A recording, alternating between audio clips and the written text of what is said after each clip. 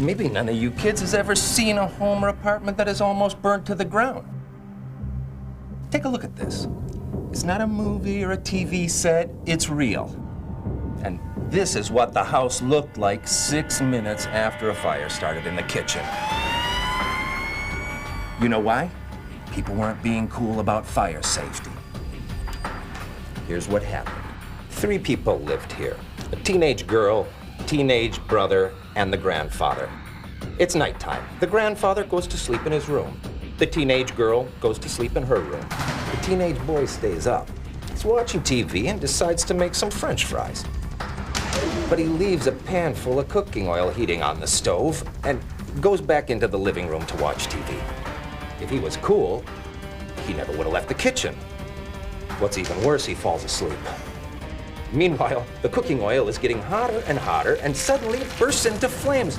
Suddenly there's fire and smoke everywhere. The kid on the couch chokes on the smoke and wakes up, lucky to be alive.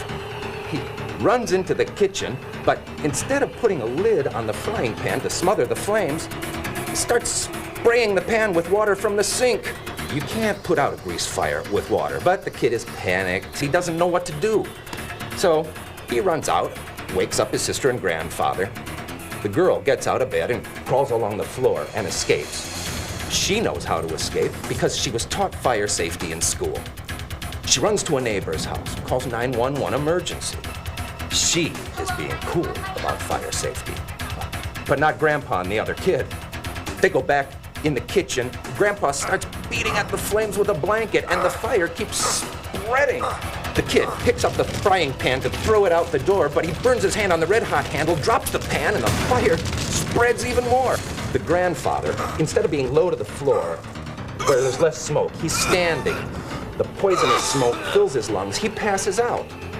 Lucky for him, his grandson pulls him out of the burning house. And guess what? If there had been a working smoke detector like this in the house, the smoke would have set off the detector and the kid would have run into the kitchen in time to keep the oil from catching fire. Talk about not being cool. They did have a smoke detector, but Grandpa disconnected the battery because the smoke detector kept going off. Why? He had it in the wrong place. If smoke detectors keep going off, tell your parents to move them away from kitchens and bathrooms. So remember, careless cooking is the leading cause of fires in the home. Let your parents do the cooking and tell them to never leave anything on the stove without checking it constantly. Oh, and test your smoke detector once a month to make sure it's working.